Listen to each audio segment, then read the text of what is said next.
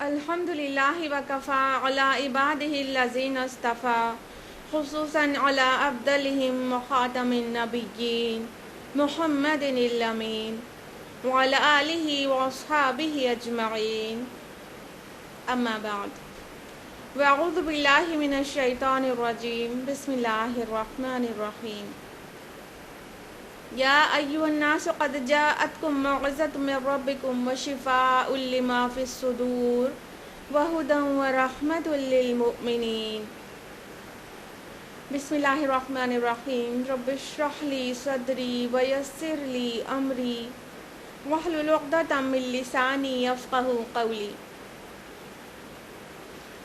درس قرآن مجید سننے کے لیے تیار میری عزیزی سامعات آپ سبھی کا تہہ دل سے خیر مقدم ہے۔ السلام علیکم ورحمۃ اللہ وبرکاتہ۔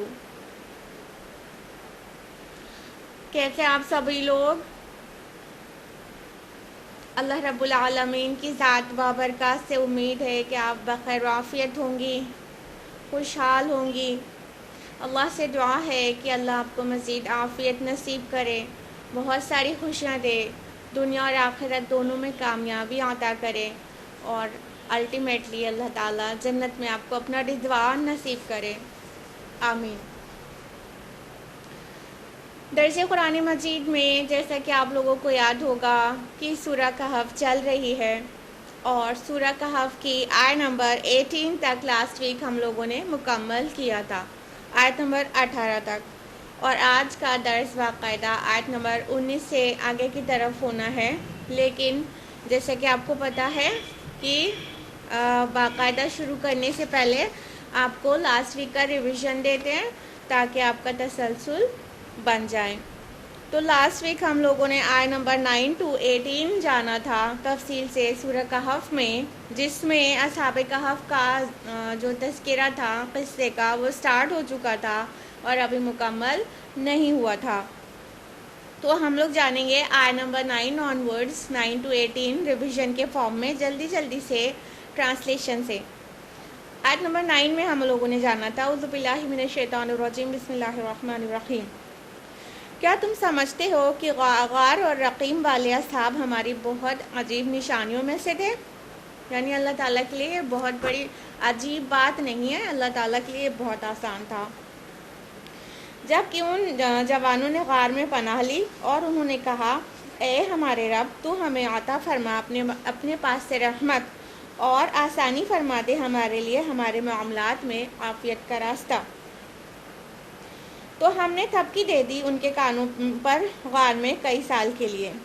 یہ اصحاب کہف کون تھے؟ ہم نے آپ کو لاسٹ ویک بتایا تھا تفصیل سے کہ چند نوجوان تھے جو کہ موحد تھے، توحید پر تھے، لیکن وہ ایسے ظالم بادشاہ کے دور میں تھے، دقیانوس یا ڈیشیس، جہاں پر ان کو توحید پر قائم رہنے میں دشواری ہو رہی تھی، اور بادشاہ کی طرف سے اعلان کر دیا گیا تھا کہ وہ اگر واپس ان کے دین میں نہیں آ گئے تو سنسار کر دیے جائیں گے۔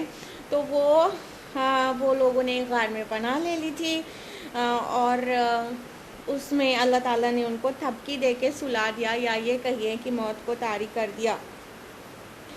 آگے فرمایا پھر ہم نے انہیں اٹھایا کہ ہم دیکھیں کہ دو گروہوں میں سے کس کو بہتر معلوم ہے کہ کتنا عرصہ وہ وہاں رہے تھے۔ یہ شارٹ میں اس کو بیان کر دیا گیا کہ پھر اللہ تعالیٰ نے ان کو اٹھایا، جگا دیا، تاکہ وہ جو ڈسپیوٹ ہو گیا تھا اندر بھی، غار کے اندر بھی، کہ ہم اتنا دن رہے کہ اتنا دن، اور غار کے اندر اور غار کے باہر، یہ دو گروہ ایسے بھی ہو سکتے ہیں۔ تو وہ جو ان کے درمیان اختلاف ہوا تھا اس کا ذکر ہو رہا ہے کہ ان لوگوں کو پتہ چل جائے کہ ایکچولی کتنے دن یہ رہے ہیں۔ آیت نمبر 13 سے اس کی تفصیلات آتی ہیں۔ لاسٹ ویک ہم نے بتایا تھا کہ قرآن کا یہ اسلوب ہے، کئی مقامات پر آپ دیکھیں گے کہ کچھ باتیں شارٹ میں پہلے ایک بار سمری بیان کر دی جاتی ہے، پھر اس کی تفصیلات پھر سے آگے آتی ہیں۔ تو آیت نمبر 13 آنورڈ تفصیلات آ رہی ہے۔ ہم سنا رہے ہیں آپ کو ان کا قصہ حق کے ساتھ۔ وہ چند نوجوان تھے جو ایمان لائے اپنے رب پر، اور ہم نے خوب بڑھایا تھا انہیں ہدایت میں، اور ہم نے مضبوط کر دیا ان کے دلوں کو جب وہ بادشاہ کے سامنے کھڑے ہوئے۔ تو انہوں نے کہا کہ ہمارا رب تو وہ ہے جو آسمان اور زمین کا رب ہے، ہم ہرگز نہیں پکاریں گے اس کے سوا کسی کو معبود، اگر ایسا کیا تو ہم بہت ہی غلط بات کہیں گے۔ یعنی کہ وہ جو لوگ اصحاب کہف تھے، چند نوجوان تھے، اور جب انہوں نے دیکھا کہ ان کو توحید پر قائم رہنے میں مشکل آ رہی ہے، تو پھر ان لوگوں نے غار میں پناہ لی، اور غار میں پناہ لینے سے پہلے جب بادشاہ کے سامنے پیش ہوئے تھے کہ تم ہمارے دین پر واپس آ جاؤ، یہ اس دین پر نہیں چلے گا، تو اللہ تعالیٰ نے ان کو اتنی مضبوطی دے دی، اتنا حوصلہ دے دیا، اتنے ان کو استقامت دے دی کہ انہوں نے ڈٹ کر بات کیا اور واضح کر دیا کہ اگر ہم نے اللہ کو چھوڑ کر کسی اور کو معبود بنا لیا تو یہ سب سے بڑی جھوٹی بات ہو جائے گی، ہم ایسا تو نہیں کر سکتے۔ آیت نمبر 15 میں ہے، ہماری اس قوم نے بنا لیے ہیں اس کے سوا دوسرے معبود، تو کیوں نہیں پیش کرتے وہ ان کے بارے میں کوئی واضح دلیل؟ تو اس شخص سے بڑھ کر ظالم کون ہوگا جس نے اللہ پر جھوٹ باندھا۔ یعنی مومن ہمیشہ دلائل پر عمل کرتا ہے، دلائل کے ساتھ، علم کے ساتھ عمل کرتا ہے، اور اندھیرے میں ٹامک تو یا نہیں مارتا پھرتا، یا بے سند بات پر عمل نہیں کرنے لگتا۔ تو جب ان کی قوم کے لوگ جو شرک کر رہے تھے، بت پرست تھے، تو اصحاب کہف کا یہ سوال تھا کہ یہ لوگ شرک کر رہے ہیں تو اس کی کوئی بنیاد ہے، ان کے پاس کوئی دلیل ہے، کوئی برہان ہے ان کے پاس کہ اللہ تعالیٰ کے ساتھ شرک کر رہے ہیں؟ اور یہ تو اس سے بہت بڑی ظلم کی بات ہے کہ اللہ کے ساتھ دوسرے معبود کو مانا جائے۔ آیت نمبر 16 میں ہم لوگوں نے جانا تھا، اور اب جب کہ تم نے خود کو ان لوگوں سے اور جن کو اللہ کے سوا پرستش کرتے ہیں ان سے علیحدہ کر لیا ہے، تو اب کسی غار میں پناہ لے لو تاکہ تمہارا رب پھیلا دے تمہارے لیے اپنی رحمت اور تمہارے معاملے میں تمہارے لیے سہولت کا سامان پیدا فرما دے گا۔ تو اب ان لوگ نے آپس میں یا تو پلان کیا، یا تو پھر یہ اللہ تعالیٰ کا قول ہے کہ اللہ تعالیٰ نے ان کے دل میں یہ بات ڈال دی کہ اب تم غار میں پناہ لے لو، اور اسباب اور ذرائع کچھ بھی نہیں ہے۔ اللہ تعالیٰ پر توکل جو کرتا ہے، اللہ تعالیٰ اس کے لیے اسباب پیدا فرما دیتا ہے، اور جو فزیکل لاز نارملی ورک کرتے ہیں اللہ تعالیٰ اس کو بھی بدل سکتا ہے۔ اللہ تعالیٰ فزیکل لاز کا باؤنڈ نہیں ہے، بلکہ فزیکل لاز اللہ کے حکم کے باؤنڈ ہیں۔ آگے ہے، اور تم سورج کو دیکھتے ہو جب طلوع ہوتا ہے ان کے غار کے دائنی طرف ہٹ جاتا ہے، اور جب وہ غروب ہوتا ہے تو بائیں جانب ان سے ایک کنی کترا جاتا ہے، اور وہ اس کی کھلی جگہ میں لیٹے ہوئے تھے۔ یہ اللہ کی نشانیوں میں سے ہے، جسے اللہ ہدایت دیتا ہے وہی ہدایت یافتہ ہوتا ہے، اور جسے وہ گمراہ کر دے تو اس کے لیے تم نہیں پاؤ گے کوئی مددگار راہ پر لانے والا۔ تو اللہ تعالیٰ نے واضح کر دیا کہ یہ جو لوگ تھے یہ اللہ کی نشانیوں میں سے ہیں، اور سورج کو اللہ تعالیٰ نے حکم دیا تھا کہ اس غار کے اندر وہ دھوپ نہ ڈالے۔ روشنی تو جاتی تھی غار میں لیکن دھوپ نہیں جاتی تھی۔ ایک تو اس کی تعویل یہ ہوئی کہ وہ جو غار تھا اس کا جو منہ تھا وہ نارتھ سائڈ تھا، تو نارتھ سائڈ میں جو بھی اوپننگ ہوتی ہے ونڈوز یا غار کا منہ، تو اس کے اندر سال میں کسی بھی حصے میں دھوپ باقاعدہ نہیں جاتی، روشنی جاتی ہے، دھوپ نہیں جاتی ہے۔ تو یہ مطلب ہو، اور یہ بھی کچھ عجیب نہیں کہ اللہ تعالیٰ نے باقاعدہ سورج کو حکم دیا ہو کہ یہ میرے موحد بندے ہیں اور ان کو کوئی تکلیف نہیں پہنچنا چاہیے، تو سورج نے بھی اپنے رب کی فرما برداری میں وہاں پر ان کو دھوپ سے بچایا ہو۔ آیت نمبر 18 میں ہم لوگوں نے جانا تھا، اور اگر تم دیکھتے تو تم سمجھتے وہ جاگ رہے ہیں، حالانکہ وہ سو رہے تھے، اور ہم ان کی کروٹیں بدلتے رہے تھے دائیں بائیں، اور ان کا کتا اپنے دونوں ہاتھ پھیلائے ہوئے بیٹھا تھا دہلیز پر۔ اگر تم ان پر جھانکتے تو ان سے پیٹ پھیر کر بھاگ جاتے، اور تم پر ان کی طرف سے ہیبت طاری ہو جاتی۔ یعنی اللہ تعالیٰ نے ان کی حفاظت کا بہت سارا سامان کیا تھا، اور وہ اس طرح سے وہ لیٹے ہوئے تھے کہ وہ نہ ہی مردہ دکھ رہے تھے اور نہ ہی ایسے کہ مطلب کوئی بھی ان کو نقصان پہنچا دے۔ وہ اللہ تعالیٰ ان کو کروٹ دلاتا رہتا تھا تاکہ بیڈ سورس جیسے پرابلم سے نہ دو چار ہوں، اور ان کا کتا سے لیٹ کر نہیں سو رہا تھا بلکہ غار کے دہانے پر وہ اپنے ہاتھ کو، اپنے جو فور لمز ہیں اس کو پھیلا کر ایسے بیٹھنے کے فارم میں سو رہا تھا، اور تاکہ کوئی بھی اگر اندر دیکھے، چاہے انسان چاہے کوئی جنگلی جانور، تو وہ ڈر جائے کہ پتہ نہیں کون لوگ ہیں اتنی سنسان غار میں پناہ لیے ہوئے ہیں، یا تو یہ ڈاکو ہیں یا تو کوئی راہب ہیں، اور جنگلی جانور کتے کو دیکھ کے ڈر جاتے ہیں کیونکہ وہ گارڈ کر رہا ہے۔ تو اس طرح اللہ تعالیٰ نے بہت سارا حفاظت کا سامان کیا ہوا تھا کہ کوئی بھی غار کی طرف اگر پہنچ بھی جائے تو اس کے اندر خوف طاری ہو جائے اور وہ آگے بڑھنے کی کوشش نہ کرے اور انہیں کسی قسم کا نقصان نہ پہنچائے۔ یہ تھا لاسٹ ویک کا ریویژن۔ اب ہم لوگ بڑھتے ہیں آج کے درس قرآن کی طرف باقاعدہ آیت نمبر 19 آنورڈز۔ آیت نمبر 19 ہے وَكَذَلِكَ بَعَثْنَاهُمْ لِيَتَسَاءَلُوا بَيْنَهُمْ، اور اسی طرح ہم نے انہیں اٹھایا تاکہ وہ آپس میں ایک دوسرے سے پوچھیں۔ قَالَ قَائِلٌ مِّنْهُمْ كَمْ لَبِثْتُمْ، ان میں سے ایک کہنے والے نے کہا تم کتنا عرصہ یہاں رہے ہوگے؟ قَالُوا لَبِثْنَا يَوْمًا أَوْ بَعْضَ يَوْمٍ، تو کچھ بولے کہ ہم رہے ہوں گے ایک دن یا ایک دن کا کچھ حصہ۔ قَالُوا رَبُّكُمْ أَعْلَمُ بِمَا لَبِثْتُمْ، تو دوسرے بولے کہ تمہارا رب ہی خوب جانتا ہے کہ تم کتنا عرصہ رہے۔ فَابْعَثُوا أَحَدَكُمْ بِوَرِقِكُمْ هَٰذِهِ إِلَى الْمَدِينَةِ، اب تم بھیجو اپنے میں سے ایک ساتھی کو اپنے اس چاندی کے سکے کے ساتھ شہر کی طرف۔ فَلْيَنظُرْ أَيُّهَا أَزْكَىٰ طَعَامًا فَلْيَأْتِكُم بِرِزْقٍ مِّنْهُ، تو وہ دیکھے کہ شہر کے کس حصے سے زیادہ پاکیزہ کھانا ملتا ہے اور وہ وہاں سے تمہارے لیے کچھ کھانا لے آئے۔ وَلْيَتَلَطَّفْ، اور وہ نرمی کا معاملہ کرے۔ وَلَا يُشْعِرَنَّ بِكُمْ أَحَدًا، اور وہ آگاہ نہ کر دے تمہارے بارے میں کسی کو۔ اب ہم لوگ جانیں گے کہ وہ لوگ کیسے اٹھے۔ تو ان پر وہ تقریباً 200 سال کا عرصہ گزر چکا تھا، اگر ہسٹری کے حساب سے دیکھیں تو 196 ایئرز گزر چکے تھے، تقریباً 2 سینچریز، اور اس کے بعد اللہ تعالیٰ نے ان کو جگایا، ان کو اٹھایا۔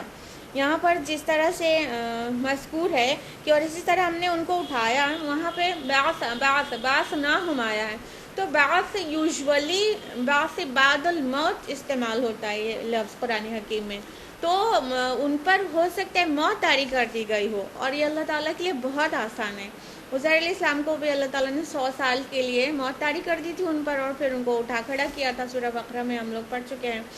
تو اللہ تعالیٰ نے ان کے اوپر موت طاری کر دی ہے۔ یہ سوئے تھے تو ایسی نیند سوئے تھے کہ ان کو نہ کھانے کی ضرورت تھی نہ پینے کی ضرورت تھی، پھر اللہ تعالیٰ نے ان کو اٹھایا، اور اللہ تعالیٰ اپنی نشانی دکھانا چاہتا تھا۔ وہ لوگ اٹھے تو اس میں سے ایک نے کہا کہ تم یہاں کتنا عرصہ رہے ہو، یعنی کہ جب یہ اٹھے تو ان کو ہرگز یہ محسوس نہیں ہو رہا تھا کہ یہ سینکڑوں سال سو کر اٹھے ہیں۔ ویسے بھی نارملی ایسا کون سوچ سکتا ہے کہ کوئی سینکڑوں سال سو کے بھی اٹھ سکتا ہے۔ تو ایک نے پوچھا، قول سنگولر کا صیغہ ہے قول، کہ ایک نے پوچھا کہ کتنے سال رہے ہو، کہ کتنے عرصے رہے ہو، تو لوگوں نے جواب دیا، قولو، انہی میں سے ایک گروپ آف مین نے ریپلائی کیا کہ یومن او بعض یوم، ایک دن یا ایک دن کا کچھ حصہ، یا یہ بھی کہہ سکتے ہیں کچھ دن، بعض یوم میں دونوں گنجائش ہے، لیکن جو زیادہ پرومیننٹ اوپینین ہے وہ یہ کہ ایک دن یا دن کا کچھ حصہ، یعنی ان کو لگا کہ وہ کچھ پہر یہاں رہے ہیں، جس وقت گئے تھے یہ دوسرا وقت ہے، کچھ ایک دو پہر ان پر گزر چکے ہیں۔ تو ایک گروپ نے کہا، جو کہ یہاں پہ قولو آیا ہے، پلیورل ہے، تو کم از کم 3 لوگ ہوں گے یہ کہنے والے، کم از کم 3 لوگ، کیونکہ تثنیہ کا صیغہ الگ ہوتا ہے، قولا ہوتا، ہاں، اور جمع 3 سے کم پہ اطلاق ہوتا نہیں جمع کا عربی زبان میں، تو کچھ کم سے کم 3 لوگوں نے تو یہ کہا ہوگا کہ نہیں دن کا ایک دن یا رہے یا تو دن کا کچھ حصہ رہے ہیں۔ تو دوسروں نے کہا، قولو، پھر سے قولو آیا، یعنی کوئی دوسرا گروپ تھا، انہی میں کوئی ایک دوسرے گروپ نے، اس میں بھی قولو آیا ہے اور اس کا اطلاق بھی جمع کے لیے، اور 3 سے کم پہ ہو نہیں سکتا۔ تو دوسرے گروپ نے کہا کہ اللہ ہی خوب جانتا ہے تم کتنا عرصہ رہے ہو۔ یعنی یہ جو بات تھی وہ اندازہ ہی تو تھا. تو اندازے پہ دوسرے نے کہا کہ مطلب یہ کوئی بحث کا موضوع نہیں ہے کہ کتنی دیر رہے ہیں، اللہ ہی جانتا ہے کتنی دیر رہے ہیں. اور ایمان والے ہمیشہ اسی طرح بات کیا کرتے ہیں کہ اللہ تعالیٰ بہتر جانتا ہے، بات بات پہ ان کی زبان پر اللہ کا ذکر آتا ہے. پھر کیا تھا کہ ان کو اس وقت بھوک لگی ہوئی تھی، تو انہوں نے آپس میں کہا کہ اچھا چلو ٹھیک ہے، جتنے بھی دیر رہے اللہ تعالیٰ جانتا ہے، اب تو ہم لوگوں کو بھوک لگی ہوئی ہے نا. تو ان کے پاس جو کرنسی تھی وہ چاندی کا سکہ تھا. اور آپ کو ضرور پتہ ہوگا کہ جو پہلے کی کرنسیز ہوتی تھی ان پہ بادشاہوں کی تصاویر ہوتی تھی، ان کے نام ہوتے تھے. تو وہ تو کرنسی 200 سال 300 سال پرانی تھی. اب 200 300 کیوں کہہ رہے ہیں یہ ہم آپ کو آگے انشاءاللہ بتائیں گے. اور پچھلے ہفتے بھی ہم نے آپ سے کہا تھا کہ ہم ڈیفینیٹ کیوں نہیں بتا رہے. تو جو کرنسی تھی وہ چاندی کا سکہ تھا. اور اگر ہسٹری کے حساب سے دیکھا جائے کہ جس بادشاہ کے دور میں سوئے تھے اور جس بادشاہ کے دور میں اٹھے تھے، ان کا جو ٹائم کا ڈفرینس دیکھیں تو 196 ایئرز آتا ہے. تو تقریباً 200 سال پرانی کرنسی ان کے پاس تھی، چاندی کا سکہ. تو اس کو دیکھ کر ان لوگوں نے کہا کہ ایک کو بھیجو کہ وہ مارکیٹ سے کچھ کھانا لے کر آئے. اور کھانا بھی ایسے ویسے نہیں، ان لوگ چونکہ اللہ تعالیٰ کی عبادت کرنے والے تھے، موحد تھے، حلال کھانے والے تھے. تو ان لوگوں نے کہا کہ دیکھو وہ جا کر دیکھے کہ پاکیزہ کھانا کون سا ہے، کیونکہ جب وہ سوئے تھے تو ان کی جو سراؤنڈنگ تھی ان کی وہ کیا تھی کہ سب پیگنس تھے، سب مشرک تھے، بت پرست تھے. تو ان بت پرستوں کے درمیان میں تو وہ تھے، تو ان کو پورا مطلب اس بات کا خطرہ تھا کہ کہیں ایسی شاپ سے نہ کھانا آ جائے جو حلال نہ ہو. کوئی نان ویج ظاہر بات ہے کہ اگر گوشت ہے جھٹکے کا ہے تو وہ حلال تو ہوگا نہیں. تو کہا ان لوگوں نے کہ دیکھیں وہ جا کر کہ کہاں پر پاکیزہ کھانا ملتا ہے، یعنی حلال فوڈ ان کو چاہیے تھا اور وہ کھانا حلال کھانا لے کر آئے. اور مومن ہر جگہ اس بات کی فکر کرتا ہے کہ وہ جو کچھ کھا رہا ہے وہ حلال ہے بھی کہ نہیں ہے، اور اس فکر کے بغیر وہ کہیں ان نون پلیس پہ کچھ کھا نہیں سکتا. یہ ہمیشہ مومن کو کے پیش نظر رہتا ہے کہ کوئی نئی جگہ ہے یا کچھ ایسا ہے جہاں پر اس کا ویل نون نہیں ہے تو وہ کھا نہیں لیتا ہے، وہ دیکھتا ہے کہ وہ حلال ہے کہ نہیں. آگے فرمایا وَلْيَتَلَطَّفْ، اور وہ نرمی کا معاملہ کرے.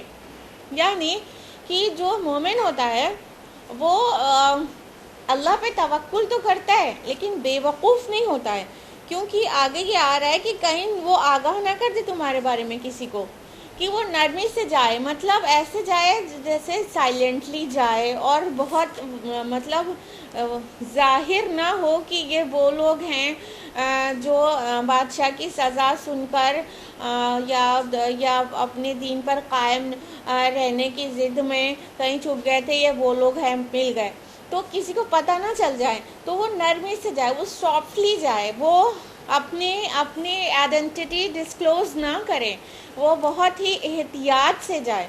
تو ہمیشہ ہی ایسا ہونا چاہیے کہ اللہ پر توکل کیا جائے لیکن احتیاط کیا جائے. توکل کے خلاف نہیں ہے احتیاط. اب جیسے کورونا وائرس پینڈیمک چل رہا ہے تو اس میں ایک مسلمانوں کی ایک بہت بڑی تعداد ایسی بھی ہے جو کہتے ہیں کہ اگر اللہ نے لکھا ہوگا تو مجھے بھی ہو ہی جائے گا، لیکن اگر اللہ نہیں چاہے گا تو کچھ بھی کرو نہیں ہوگا، تو پھر بہت بے احتیاطی کر رہے ہیں.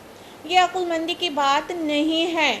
مومنانہ طرز عمل یہ ہوتا ہے کہ توکل اللہ پہ کیا جائے لیکن اسباب کا استعمال بھی کیا جائے اور احتیاط ضرور کیا جائے. ٹھیک ہے، تو ان لوگوں نے کہا کہ احتیاط کرنے کے لیے کہا. اچھا ایک لفظی تفصیل بھی بتا دیں یہاں پر. یہ جو لفظ آیا ہے وَلْيَتَلَطَّفْ، یہ اگر آپ لوگوں نے دیکھا ہو کہ کئی مصحف میں قرآن مجید کے یہ بہت بڑا سا لکھا رہتا ہے. نوٹس کیا ہے نا، یہ اس لیے بڑا سا لکھا رہتا ہے کیونکہ یہ بالکل میڈل آف دا قرآن ہے. سورہ بقرہ سے لے کے سورہ فاتحہ سے لے کر سورہ نمبر 1 سورہ ناس تک جتنے الفاظ ہیں قرآن میں یہ اس کا میڈل ورڈ ہے. یہاں تک کہ حروف بھی غالباً یہ مڈل ہے، یہاں پر جو لام ہے تا ہے وہ فرسٹ ہاف میں ہے، اور جو لام ہے وہ سیکنڈ ہاف وہاں سے شروع ہو جا رہا ہے. تو یہ بالکل مڈ ہے قرآن کا، جہاں سے قرآن کے الفاظ ہی نہیں حروف بھی بالکل 50% میں ڈیوائیڈ ہوتے ہیں. اسی وجہ سے بس ایک سمبولک طور سے اس کو بڑا سا پرنٹ کر دیا جاتا ہے وَلْيَتَلَطَّفْ. بہرحال اس کا معنی ہوتا ہے کہ اور وہ نرمی کا معاملہ کرے، وہ سافٹلی جائے. اور اللہ تعالیٰ نے فرمایا کہ وہ لوگ آپس میں بات کر رہے تھے کہ وہ آگاہ نہ کرتے تمہارے بارے میں کسی کو، یعنی ایسی کوئی بے احتیاطی نہ ہونے پائے جس سے لوگوں کو ہمارے چھپنے کی خبر مل جائے اور وہ ہمیں اپنے دین میں لوٹانے کی کوشش کریں.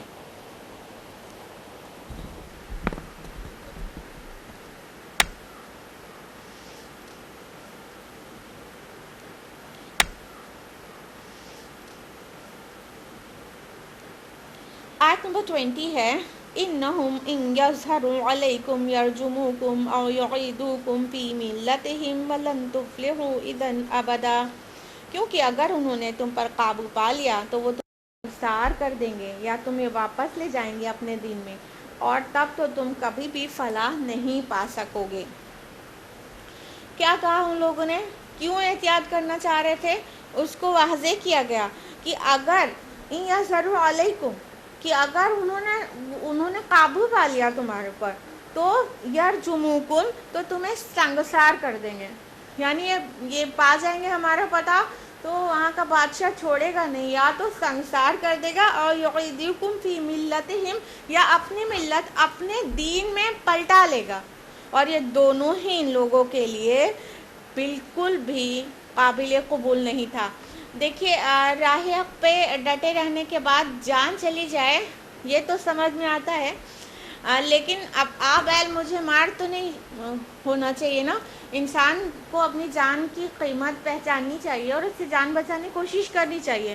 تو ایک تو ان کے پاس خوف یہ تھا کہ اگر اپنے دین پہ رہتے ہیں تو ہم سنسار کر دیے جائیں گے، ہم کو کیپٹل پانشمنٹ مل جائے گی اور مار دیے جائیں گے، زندہ نہیں بچیں گے. تو انسان کو حتی الامکان اپنی جان بچانے کی کوشش تو کرنی چاہیے نا. تو وہ اسباب، وہ ذریعہ ان لوگوں نے اختیار کیا تھا کہ اپنے آپ کو بچا کر غار میں جا کر چھپ گئے تھے. تو ریزن دے رہے ہیں یہاں پر کہ اگر ان لوگوں کو ہم لوگوں کا پتہ چل گیا تو کیا ہوگا کہ یا تو ہمیں مارے ڈالیں گے اور یا تو ہمیں اپنے دین میں واپس لے جائیں گے، یعنی کہ مطلب کمپیل کر دیں گے کہ ان کے مذہب پر بت پرستی پر واپس آ جائیں. تو کہا تب تو تم کبھی فلاح نہیں پا سکتے. یعنی اگر ایک مومن کسی حالات میں بھی وہ دین کو اپنے چھوڑ دیتا ہے اور شرک پر مطمئن ہو جاتا ہے تو کبھی فلاح نہیں پا سکتا. کلمہ کفر نکالنا کچھ ایسی کنڈیشن میں جب جان کی بازی ہو لیکن دل توحید پر قائم ہو، دل گواہی دے رہا ہو ایک اللہ ایک ہے اور دل سے وہ بات نہ کہی جائے، بس صرف جان بچانے کے لیے کہی جائے، یہ ایک مسئلہ ہے جو کہ جائز ہے اتنا. لیکن اگر اپنی جان بچانے کے لیے یا اپنی بزنس بچانے کے لیے یا اپنے والدین کا ساتھ بچانے کے لیے انسان پلٹ جائے پوری طرح سے، ایک بار حق پر آ چکا، توحید پر اور اللہ کی وحدانیت کو دل سے مان چکا، پھر اس کے بعد کچھ حالات کی وجہ سے وہ دوبارہ سے شرک کرنے لگے تو یہ ہرگز قابل قبول نہیں ہے. اور پھر ایسے انسان کی کامیابی ممکن نہیں ہے جبکہ وہ حالت شرک میں مر جائے، اپنے پریویس دین یا تو شرک میں مجبوراً ہی جا کے صحیح لیکن اس کو دل سے بھی قبول کر لے اور اس کے ساتھ ایڈجسٹ کر لے تو پھر وہ کبھی کامیاب نہیں ہو سکتا. یہ لوگ نوجوان ضرور تھے لیکن ان کو اتنی سمجھ اللہ تعالیٰ نے دی تھی کہ یہ لوگ جان رہے تھے کہ اگر ہم شرک کریں گے تو اللہ تعالیٰ ہم کو معاف نہیں کرے گا، ہم کبھی آخرت میں کامیاب نہیں ہو سکتے. ایمان لانے کے بعد اس انسان کو ایمان کی حلاوت ملتی ہے جو انسان واپس شرک میں جانے کو اتنا برا جانے جیسے آگ میں ڈالا جانا، صحیح بخاری کی حدیث ہے، تو انسان کو اتنا ہی برا لگنا چاہیے، شرک اور شرک کا شائبہ بھی اتنا برا لگنا چاہیے جتنا برا اسے آگ میں ڈالا جانا لگے گا۔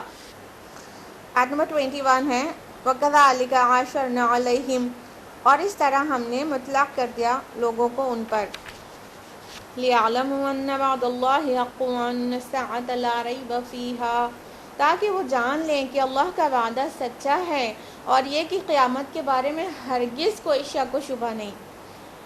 اِذْ يَتَنَازَعُونَ بَيْنَهُمْ أَمْرَهُمْ، پس وہ لوگ آپس میں جھگڑ رہے تھے ان کے معاملے میں، فَقَالُوا ابْنُوا عَلَيْهِمْ بُنْيَانًا، چنانچہ کچھ لوگوں نے کہا کہ تعمیر کر دو ان پر اس غار پر ایک عمارت، ربهم اعلم بهم، ان کا رب ان سے بہتر واقف ہے، قال الذين غلبوا على امرهم، تو کہا ان لوگوں نے جو لوگ غالب آئے تھے اپنی رائے کے اعتبار سے، لنتخذن علیہم مسجدا، کہ ہم تو بنائیں گے اس غار پر ایک مسجد۔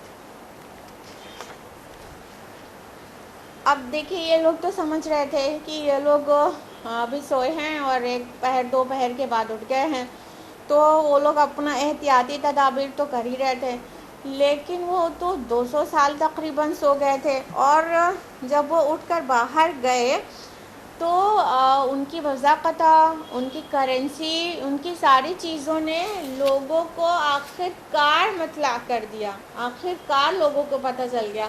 جب وہ جیسا ان کا لباس تھا، اس میں کوئی عجیب لگنے والی بات نہیں ہے کہ 100 سے 200 سال میں رہنے سہنے کا انداز، لباس، فیشن کتنا تبدیل ہو جاتا ہے۔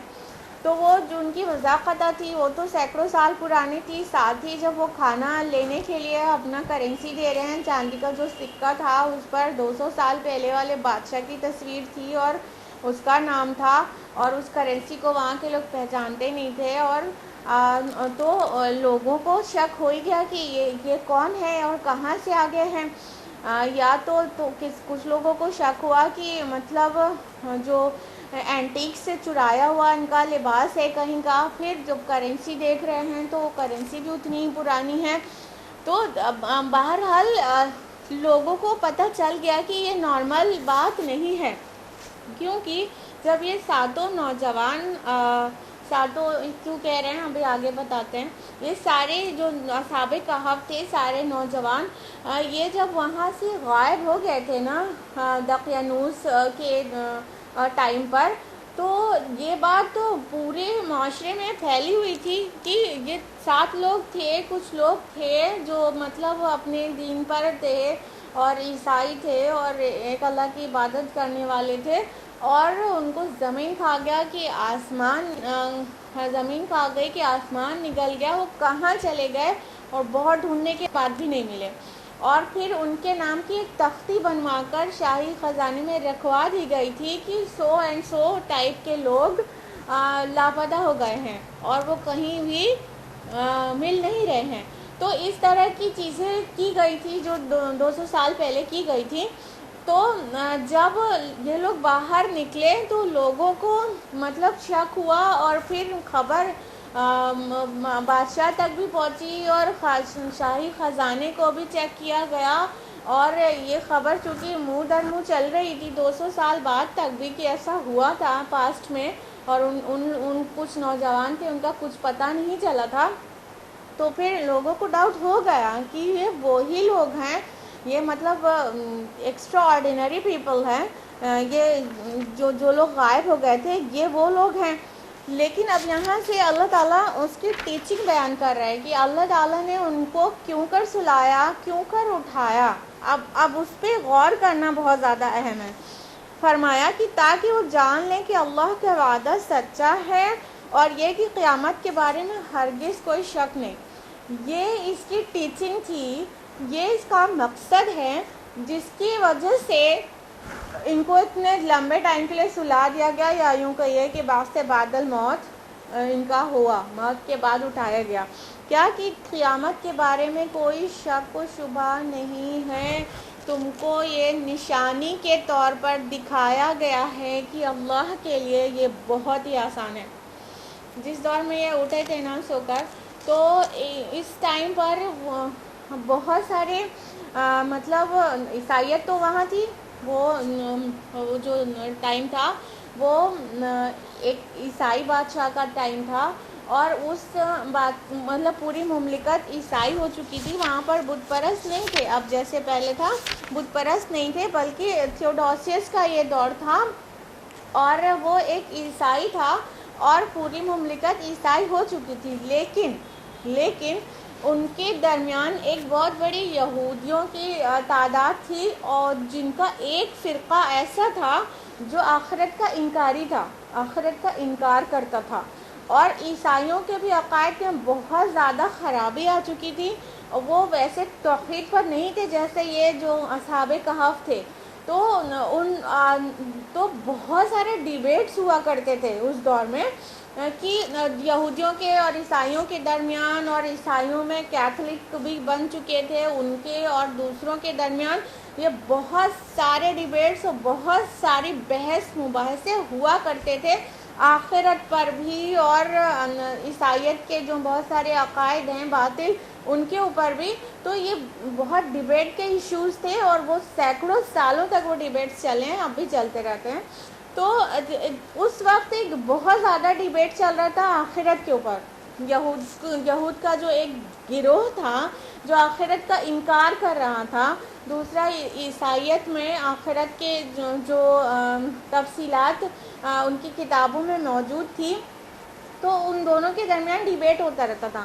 تو یہ اس دور میں اللہ تعالیٰ نے ان کو اٹھایا، نشانی دکھایا کہ دیکھو اللہ تعالیٰ کے لیے بالکل آسان ہے کہ موت کے بعد اللہ زندہ کر دے. اسی طرح تم مر جاؤ گے سب کے سب، پھر آخرت میں روز قیامت تم سب اٹھائے جاؤ گے، اور اس میں کوئی شک نہیں ہے. تو ان کے اتنے سال کے بعد اٹھنے میں جو سبق ہے وہ ہے ایمان بالآخرہ. آگے اللہ تعالیٰ نے فرمایا کہ جب وہ لوگ آپس میں جھگڑ رہے تھے ان کے معاملے میں، تو کچھ لوگوں نے کہا کہ یہاں پر ایک عمارت تعمیر کر دو، کسی نے کہا مسجد تعمیر کر دو. اب یہ بڑا المیہ ہے انسانوں کا کہ نتائج ہمیشہ غلط نکال لیتے ہیں. کیا ٹیچنگ تھی اس کی اور کیا نتائج نکال لیا.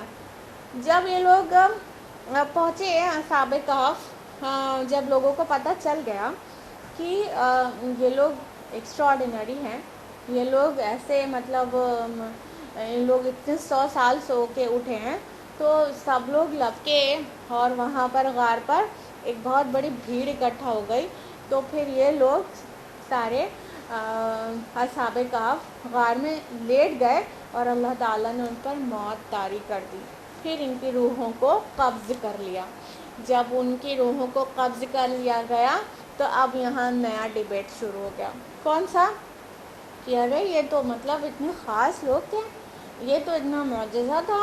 اب یہاں پر کچھ نے کہا کہ یہاں پر ایک عمارت تعمیر کریں گے. بنیانہ لفظ آیا ہے اور اس کے لیے دونوں ترجمہ کر سکتے ہیں، عمارت بھی بول سکتے ہیں مونیومنٹ، اور اس کو دیوار بھی بول سکتے ہیں. تو کچھ لوگوں کا کہنا تو تھا کہ یہاں پر ایک دیوار بنا دیا جائے اور ان کا معاملہ اللہ کے حوالے کر دیا جائے، کہ وہ اللہ تعالیٰ نے ان کو سلایا، اور وہ ان کے ساتھ جو بھی معاملہ کرنا چاہتا ہے ان کا اجر جیسے بھی اللہ تعالیٰ دینا چاہتا ہے، اور اللہ کے حوالے بس دیوار چنوا کے چھوڑ دیا جائے. اور جو دوسرا فرقہ تھا، جو دوسرا گروہ تھا جو غالب آ رہا تھا اپنی بحث میں، وہ تو یہ کہہ رہا تھا کہ ہم تو یہاں مسجد تعمیر کرائیں گے، یہاں تو عبادت گاہ بنائیں گے. یہ بہت بڑی پرابلم کی بات ہے کہ کوئی بھی کہیں پہ بھی کوئی معجزہ یا کرامت ہوتی نظر آتی ہے تو وہاں پر انسان سجدہ کرنا شروع کر دیتا ہے. یہ سبھی دین میں ہوتا ہے اور اسلام اس کی بہت سخت تردید کرتا ہے. لیکن افسوس کی بات ہے کہ سو کالڈ مسلمان بھی ایسا کرنے لگتے ہیں. تو وہاں پر یہ جو بحث ہو رہی تھی کہ یہاں پر دیوار بنوا دیا جائے یا مونیومنٹ بنوا دیا جائے، یا دوسرا گروہ جو کہہ رہا تھا مسجد بنا دیا جائے، عبادت گاہ بنا دیا جائے، یہ اندازہ یہ ہوتا ہے کہ یہ جو عیسائی تھے وہاں کے پریکٹسنگ کرسچنز وہ کہہ رہے تھے بس ان کو ایک دیوار سے ایک دم سیپریٹ کر دو اور ان کا معاملہ اللہ کے حوالے کر دو. لیکن جو وہاں کا حکمران طبقہ تھا اور جو سوسائٹی کے لیڈرز ہوتے ہیں اور اس میں ساتھ میں ہوتے ہیں مذہب کے لیڈرز بھی جو کہ خالی چودراہٹ کرتے ہیں اور اصل دین کو وہ چھپاتے ہیں.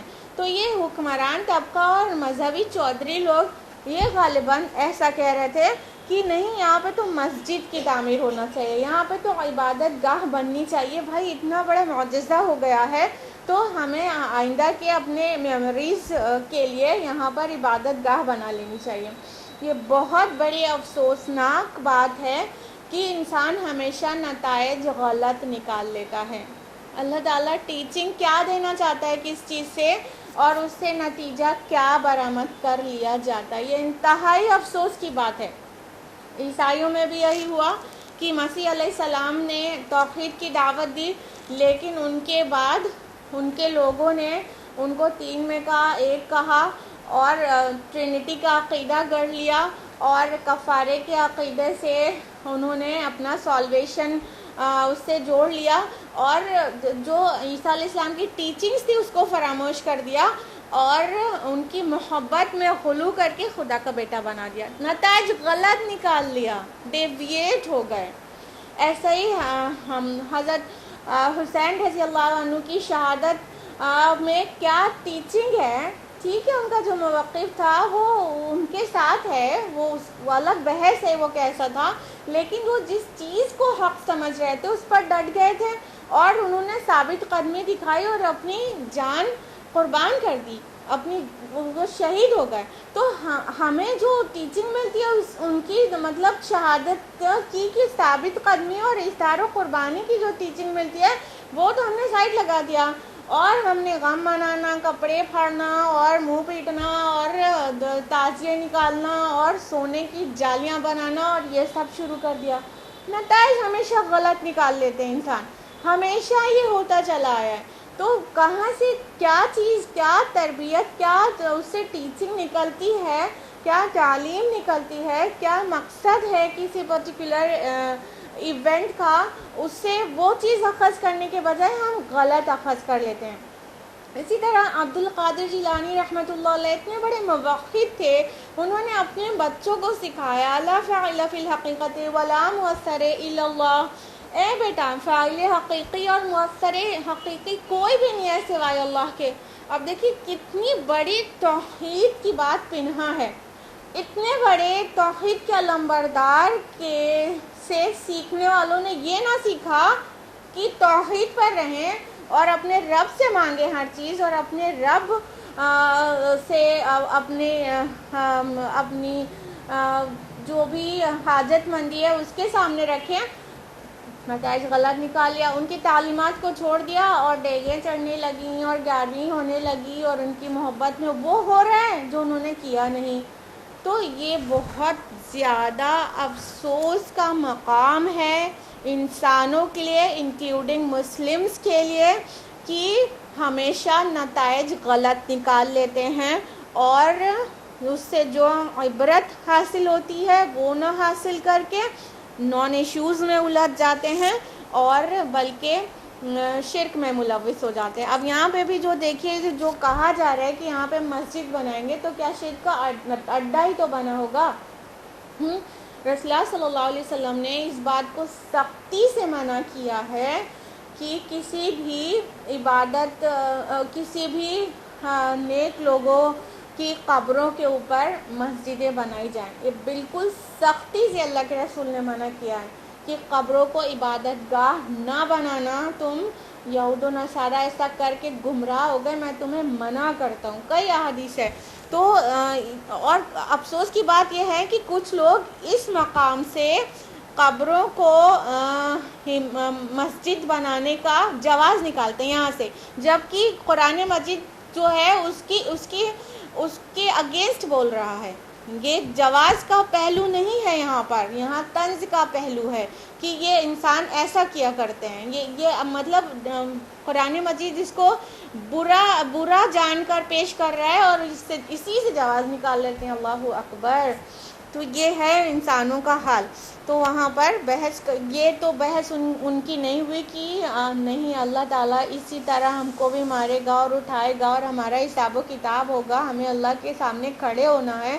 ہم نے کھلی نشانی دیکھ لی ہے کہ اللہ تعالیٰ موت کے بعد زندہ کرنے پر قادر ہے. یہ گفتگو نہیں ہو رہی ہے. کیا ہو رہی ہے کہ یہاں عبادت گاہ بننا چاہیے، کہ مونیومنٹ بننا چاہیے، ہم یہ بنائیں گے. نہیں، ہم تو یہ بنائیں گے.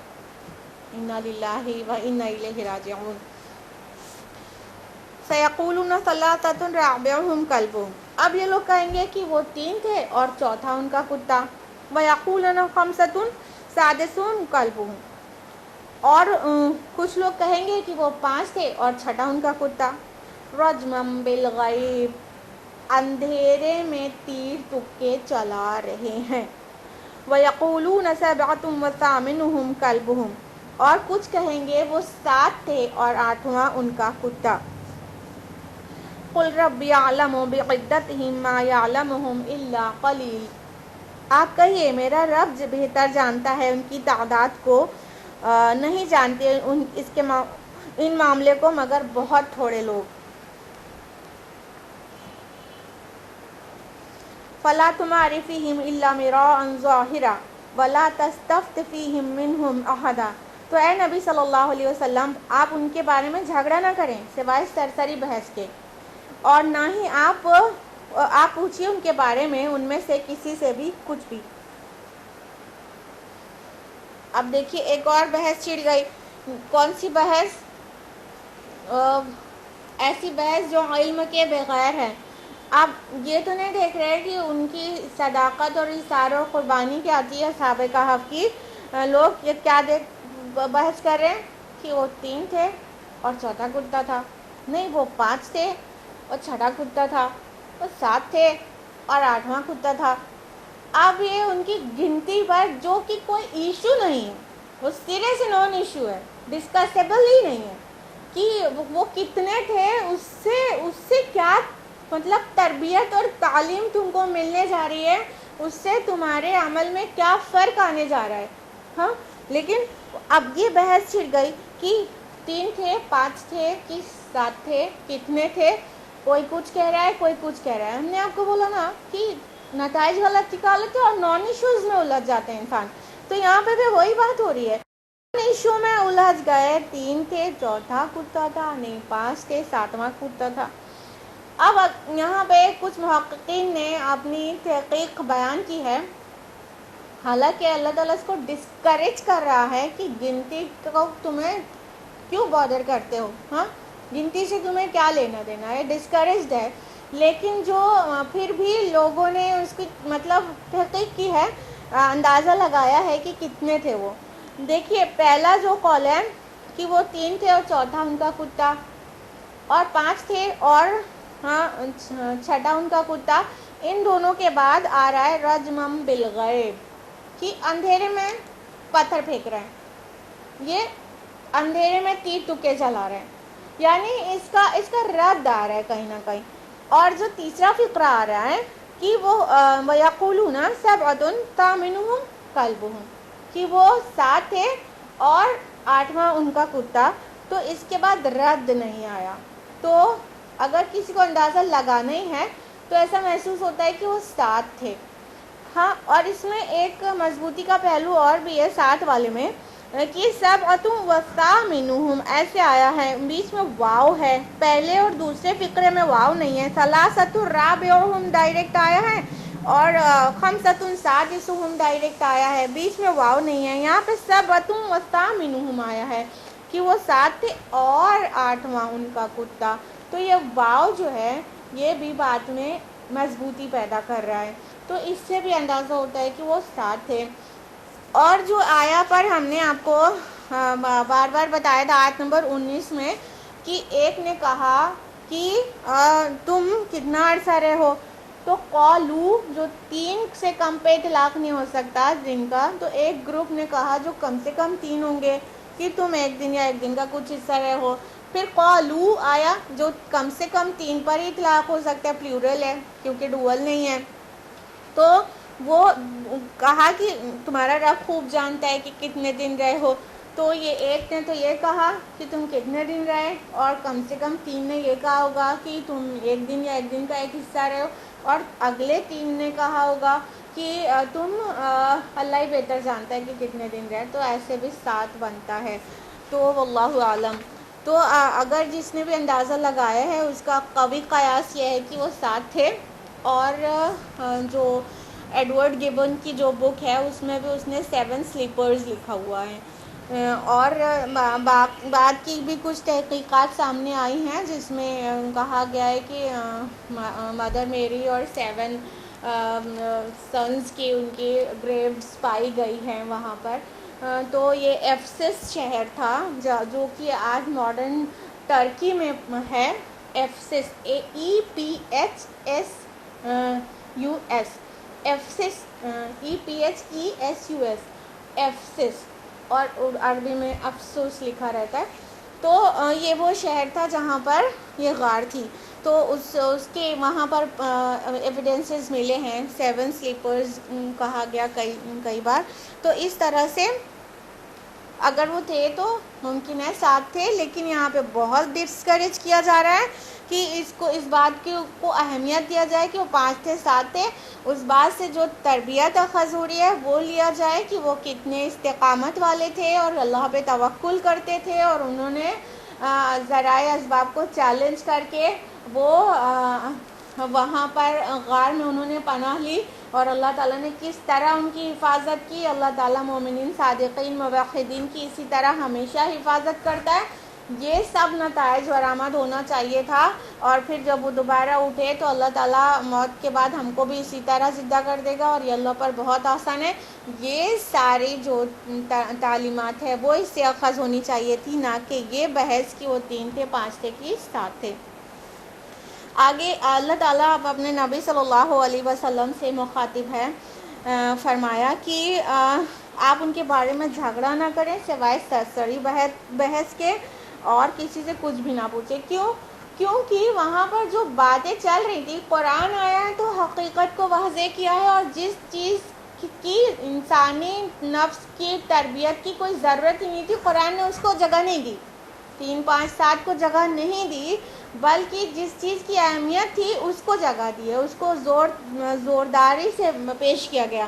تو اللہ تعالیٰ اپنے نبی کو بھی واضح کر رہا ہے کہ آپ ان کے بارے میں جھگڑا ہی نہ کریں اور ایک دوسرے سے پوچھ گچھ نہ کریں، کیونکہ وہاں پہ جو باتیں منہ در منہ چلی آ رہی ہیں اس میں افسانے زیادہ اور سچائیاں کم ہیں. تو اس لیے آپ اس بارے میں نہ ہی کسی سے بات ہی نہ کریں، کیونکہ ان کے پاس جو سٹوریز ہیں اس میں ملاوٹ زیادہ ہے، سچائی کم ہے. تو کوئی جھگڑا اور بحث اور ڈیبیٹ کا ایشو ہی نہیں ہے. ان سب ٹاپکس پر ڈیبیٹ نہ کریں.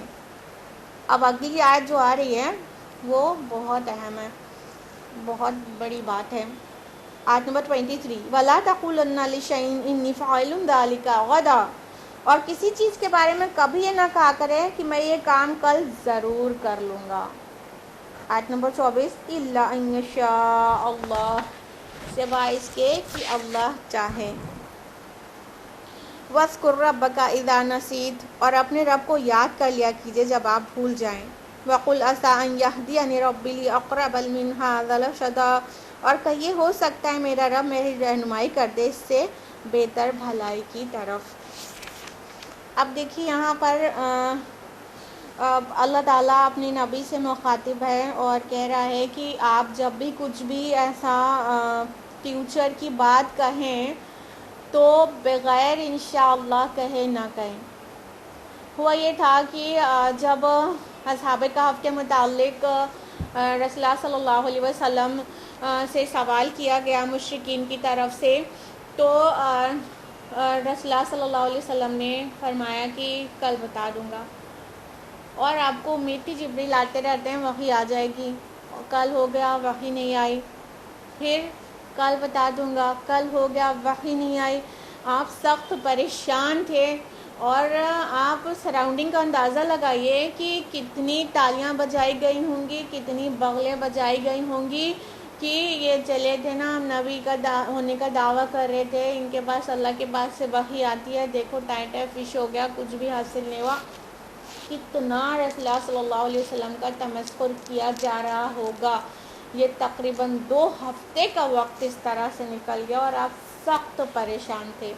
پھر جب اللہ ہی نے چاہا تو وحی آئی. تو کیا کہا گیا؟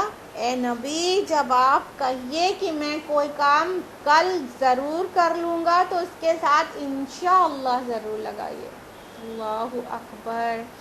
اپنی نبی کو یہ جب اللہ تعالیٰ کہہ رہا ہے تو سوچئے کہ مطلب ہم لوگوں کے لیے کتنا اہم ہے کہ جہاں پر نہ کوئی کمی ہے نہ غلطی ہے، ایک ذرا سی لغزش کہتے ہوئے ڈر لگتا ہے، رسول کے لیے کہا جا رہا ہے، تو اس کو اللہ تعالیٰ نے ٹوک دیا کہ کل مطلب کوئی کام کریں، فیوچر کی بات کریں تو ضرور انشاءاللہ لگا لیں، یعنی اگر اللہ چاہے گا تو کروں گا. اب یہاں پہ جو انداز ہے دیکھیں، انی فاعل ذالک آیا ہے کہ میں کل یہ کر گزرنے والا ہوں، یہ نہیں آیا ہے کہ انی افعل میں یہ کل کر لوں گا، نہیں، مطلب تاکید پتہ چل رہی، انی فاعل میں کر لینے والا ہوں کل، یعنی انسان بالکل شیور رہے تب بھی انشاءاللہ لگانا بہت ضروری ہے. کیونکہ انسان جو ہے وہ اب اس کو پوری قدرت نہیں ہے، پوری استطاعت نہیں، اس نے کل دیکھا نہیں ہے کہ کل وہ کر پائے گا کہ نہیں کر پائے گا. تو فیوچر کی جب بھی بات کریں تو یہ اسلامی آداب میں سے ہے کہ انشاءاللہ ضرور کہیں کہ اگر اللہ چاہے گا تبھی تو میں کر لوں گی نا. اب دیکھیے یہ ہم لوگوں کے مطلب سمجھ لیجیے یہ وہی مقام ہے جہاں سے ہمارے رب کے بیچ اتنا مستعمل ہو گیا کہ ہم فیوچر کی بات کرتے ہیں تو کہتے ہیں ہاں انشاءاللہ کہ ہم کل آ جائیں گے انشاءاللہ. یعنی جب آپ شیور ہیں تب آپ کو انشاءاللہ لگانا ہے، یہ نہیں کہ آپ پلان کر رہے ہیں تو انشاءاللہ لگائیں، آپ شیور ہیں تو انشاءاللہ لگانے کی ضرورت نہیں ہے کیونکہ آپ تو شیور ہیں. نہیں، پلان کریں کہ ہاں میں پلان کر رہی ہوں کہ میں عمرے پر جاؤں گی، تب آپ کو ایکچولی انشاءاللہ نہیں لگانا ہے، وہ تو آپ پلان کریں. جب آپ اپنے لیول پر شیور ہیں تب انشاءاللہ لگائیے کہ ایک دم پوری طرح شیور ہیں. لیکن کل کس نے دیکھا ہے؟ میرے رب کی مرضی ہے کہ نہیں، میرا رب چاہتا ہے کہ نہیں یہ میں کروں. جب میرا رب بھی چاہے گا تبھی تو میں کر پاؤں گی نا. تو انشاءاللہ لگانا امپورٹنٹ ہے جب اپنے لیول پہ پوری طرح سے شیور رہے انسان.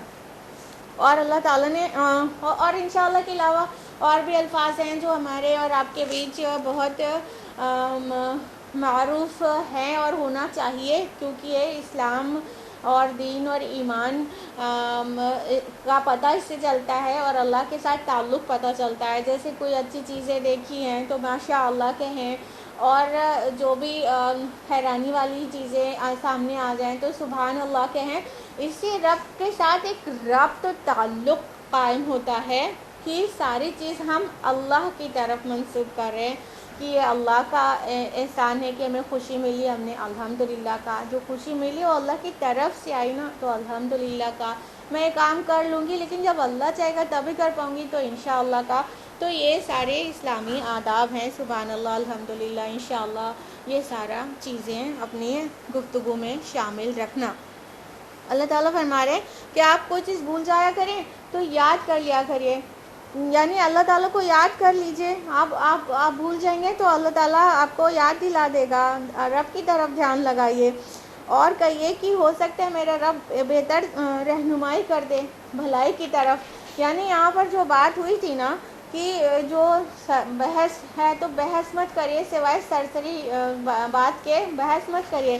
تو اس کا جواب ہے یہ کہ کیونکہ اللہ تعالیٰ بہتر جانتا ہے نا کہ حق بات کیا ہے اور کس چیز میں بھلائی ہے، تو میرا رب ہی بہتر جانتا ہے کس چیز میں بھلائی ہے. آخر رسول اللہ صلی اللہ علیہ وسلم طائف کے سفر پر گئے تو تھے کہ یہاں مکہ میں کوئی نہیں سن رہا ہے تو چلو طائف جا کر دیکھتا ہوں، وہاں پر دعوت دوں. تو رسول اللہ گئے تو تھے لیکن وہاں کیا ہوا؟ آپ تو جان رہے تھے کہ آپ امید سے گئے تھے کہ کچھ شاید کوئی نتیجہ برآمد ہو، لیکن وہاں سے کوئی نتیجہ برآمد نہیں ہوا. لیکن کیا ہوا، اللہ تعالیٰ نے بھلائی کا راستہ کہاں سے کھولا؟ مدینہ سے۔ پہلے 6 لوگ آئے، پھر 12 لوگ آئے، پھر بہت سارے لوگ آئے، اور پورا مصعب بن عمیر رضی اللہ عنہ کو بھیجا گیا مدینہ میں، وہاں پر اسلام کا بول بالا ہو گیا، اور اصلاح کو وہاں پر مہمان بنا کر بلا لیا گیا، اور پھر فائنلی اصلاح وہاں پر رولر ہو گئے۔ تو دیکھا آپ نے کہ اللہ تعالیٰ کدھر سے بھلائی کا راستہ کھول دے گا نہیں پتا، بس ظاہر لگ رہا ہے مکہ میں کوئی مان نہیں رہا ہے تو چلے گئے طائف، اور بھلائی کا راستہ کھلنا تھا مدینہ سے۔ تو یہ اللہ تعالیٰ ہی بہتر جانتا ہے کہ بھلائی کا راستہ کدھر ہے، کہاں سے کھلے گا۔ تو انسان اللہ تعالیٰ کو یاد کر لے، اللہ تعالیٰ اس کے لیے بھلائی کا راستہ کھول دے گا۔ اب یہ آخری بات آ رہی ہے اصحاب کہف کے متعلق، وَلَبِثُوا فِي كَهْفِهِمْ 300 سِنِينَ أَوْ ازْدَادُوا تِسْعًا، اور وہ رہے اپنی غار میں 300 برس اور اس کے اوپر 9 برس۔ قُلِ اللَّهُ أَعْلَمُ بِمَا لَبِثُوا، آپ کہیے کہ اللہ بہتر جانتا ہے اس میں جتنا عرصہ وہ رہے۔ لَهُ غَيْبُ السَّمَاوَاتِ وَالْأَرْضِ أَبْصِرْ بِهِ وَأَسْمِعْ، اسی کے لیے ہے آسمانوں اور زمین کا غیب، کیا ہی خوب ہے وہ اس کو دیکھنے والا، اور کیا ہی خوب ہے وہ سننے والا۔ مَا لَهُ مِن دُونِهِ مِن وَلِيٍّ وَلَا يُشْرِكُ فِي حُكْمِهِ أَحَدًا، اس کے سوا ان کا کوئی مددگار نہیں، اور وہ شریک نہیں کرتا اپنے حکم میں کسی کو بھی۔ اب اللہ تعالیٰ فرما رہے ہیں کہ یہاں پر جو یہ فقرہ ہے، آیت ہے کہ وہ رہے غار میں 300 برس اور اس پر سے 9 برس اور۔ اب ایک اوپینین تو یہ ہے کہ وہ 309 سال وہاں پر ہے، لیکن چونکہ ابن عباس کی حدیث موجود ہے، اور حضرت عبداللہ ابن مسعود کا بھی سٹینڈ یہی تھا کہ یہ اللہ تعالیٰ کا قول نہیں ہے کہ 309 برس رہے، بلکہ یہ ایکچولی جو پیچھے جو رد آ رہا ہے کہ وہ 3 تھے کہ 5 تھے کہ 7 تھے، اس بات کا جو رد آ رہا ہے یہ اسی کا کنٹینیویشن ہے، کہ اس میں سے کچھ لوگ کہہ رہے ہیں 200 برس، تو کچھ 300 کو، تو کچھ کہہ رہے ہیں 309 برس، کیونکہ آگے کی جو آیت ہے آیت نمبر 26 کہ اللہ کہ آپ کہیے کہ اللہ ہی بہتر جانتا ہے کتنے برس رہے، تو یہ اس بات میں مضبوطی پیدا کر رہی ہے کہ اللہ تعالیٰ کہہ رہے ہیں اللہ ہی جانتے ہیں نا وہ کتنے برس رہے، یعنی اگر یہ پریویس والا اللہ تعالیٰ کا قول ہوتا تو پھر یہ کہنے کی ضرورت نہیں تھی نا، کہ اگر اللہ تعالیٰ ہی کہتا 309 برس رہے تو پھر یہ کہنے کی ضرورت نہیں تھی نا کہ پھر اللہ ہی بہتر جانتا ہے کتنے دن رہے۔ تو ایکچولی یہ ان کی بحث کا رد ہے۔ حضرت عبداللہ ابن عباس رضی اللہ عنہ اور حضرت ابن مسعود رضی اللہ عنہ کا یہی موقف تھا کہ یہ پریویس بات جو چلی آ رہی ہے اس کا کنٹینیویشن ہے، بلکہ یہاں پر کتنے سال رہے وہ قرآن نے اس کو جگہ نہیں دی ہے، کیونکہ وہ سرے سے ایشو ہی نہیں تھا، جو اس کے اندر تزکیہ اور تربیت تھی اس کے پہلو ہم آپ کو پہلے بتا چکے ہیں۔ تو اللہ تعالیٰ کنکلیوڈ کر رہے ہیں اس قصے کو کہ اسی کے لیے آسمانوں اور زمین کا غیب، کیا ہی خوب ہے وہ اس کو دیکھنے والا، اور کیا ہی خوب ہے سننے والا۔ یعنی جو تم اندھیرے میں وہ تیر تکے چلا رہے ہو، یہ بے مطلب کی چیزیں ہیں، تمہاری نہ ہی سماعت ایسی ہے نہ ہی بصارت ایسی ہے جو ہر چیز کا احاطہ کرے ہو، جو سینکڑوں سال پہلے کی چیز دیکھ پائے، بلکہ اللہ تعالیٰ کی ذات وہ ہے جو سب کچھ دیکھنے والی ہے اور سب کچھ سننے والی ہے، اس نے احاطہ کر رکھا ہے۔ سچ کیا ہے صرف وہی جانتا ہے، اور اس کا علم ہی کامل ہے، تمہارا ناقص ہے، اس کا قدیم ہے اور تمہارا بہت ناقص ہے۔ فرمایا کہ اس کے سوا اس کا کوئی مددگار نہیں، اور وہ شریک نہیں کرتا اپنے حکم میں کسی کو۔ سورہ یوسف کی آیت نمبر 40 اور آیت نمبر 67 میں ان الحکم الا للہ الفاظ آئے ہیں، سورہ نام میں بھی ہے، حکم دینے کا حق اللہ کے علاوہ کسی کو بھی نہیں ہے۔ یہ بات یہاں پہ واضح کی جا رہی ہے کہ اپنے حکم میں کسی کو شریک نہیں کرتا، وہ جو چاہتا ہے حکم دیتا ہے، وہ جو چاہتا ہے قانون بناتا ہے، وہ جو چاہتا ہے شریعت بناتا ہے، اور حکم دینے کا حق اللہ کے علاوہ کسی کو بھی نہیں ہے۔ اور ہم لوگ نے بنی اسرائیل کی آخری آیت میں بھی یہ جانا تھا نا کہ وَلَمْ يَكُنْ لَهُ شَرِيكٌ فِي الْمُلْكِ، اور اس کا کوئی شریک نہیں ہے بادشاہت میں، تو وہ بادشاہت میں اکیلا ہے۔ اور ہم کو اس قصے سے یہی تعلیم ملتی ہے کہ جو بھی اللہ پر توکل کرتا ہے اور اس کو ان ساری صفات کے ساتھ مانتا ہے تو اللہ تعالیٰ اس کی کیسے کیسے مدد کرتا ہے، اور اسباب اور ذرائع اللہ کے محتاج ہیں، اللہ ان کا محتاج نہیں ہے۔ اور یہ سبق ملتا ہے کہ بعث سے بعد الموت اللہ تعالیٰ کے لیے بہت آسان ہے۔ یہ تھا آج کا درس قرآن۔ اللہ تعالیٰ سے دعا ہے کہ اللہ تعالیٰ ہم سب کو قرآن مجید پڑھنے، سمجھنے، غور و فکر کرنے، عمل کرنے اور غیروں تک پہنچانے کی توفیق عطا فرمائے۔ آپ سے ریکویسٹ ہے کہ آپ نے اگر میرا چینل یوٹیوب کا سبسکرائب نہیں کیا ہے تو اس کو سبسکرائب کریں۔ یہ درس قرآن نہ صرف یوٹیوب کے میرے چینل پر اسماء شمس پر چلتا ہے بلکہ تقویٰ IRO چینل پر بھی چلتا ہے، اور بھی کئی چینلز پر ہے، تو آپ وہاں پر بھی سبسکرائب کریں اور اس کے لنکس لوگوں کو فارورڈ کریں تاکہ زیادہ سے زیادہ لوگ دیکھ سکیں اور اللہ کی بات، قرآن کی بات بہت دور تک پہنچ سکے۔ یہ دن میں 2:30 بجے اس کو چلنے کے ساتھ ساتھ رات میں اس کا پریمیئر بھی ہوتا ہے، تاکہ کوئی انٹرنیٹ میں کوئی پرابلم آ جاتی ہے تو اس کا سبسٹیٹیوٹ ہم لوگ پریمیئر کی شکل میں دے دیں، تو رات میں 8 بجے آپ اس کا پریمیئر بھی دیکھ سکتے ہیں جس کا چھوٹ گیا ہو ابھی۔ آج کے لیے اتنا ہی۔ جزاکم اللہ خیرا کثیرا، والسلام علیکم ورحمۃ اللہ وبرکاتہ۔